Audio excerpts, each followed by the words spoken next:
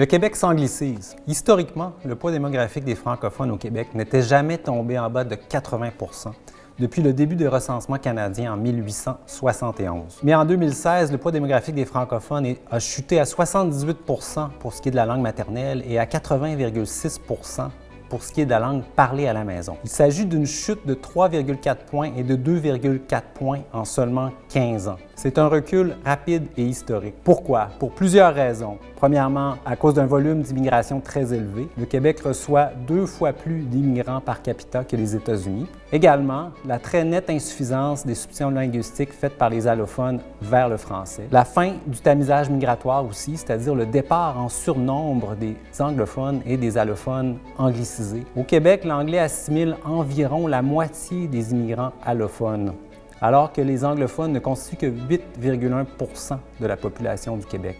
Au Québec, l'anglais a donc un pouvoir d'assimilation 10 fois supérieur à celui du français. Le français est donc entré dans une dynamique de minorisation. Que faudrait-il pour qu'il y ait une stabilité du poids démographique des francophones au Québec? Il faudrait qu'au moins 90 % des substitutions linguistiques faites par les allophones aillent vers le groupe de langue française. À l'heure actuelle, seulement 55 % de ces substitutions linguistiques vont vers le groupe de langue française. Le taux d'anglicisation des francophones à Montréal, selon le recensement de 2016, est de 5,9 % pour les 25 à 44 ans. Ce taux d'anglicisation net a doublé entre 2001 et 2016. Où les jeunes francophones et allophones de Montréal s'anglicisent-ils? En partie dans le réseau d'enseignement supérieur de langue anglaise à Montréal. Que nous réserve l'avenir? Un déclin constant du français au Québec. Pour contrer ce destin, il va falloir passer à l'action.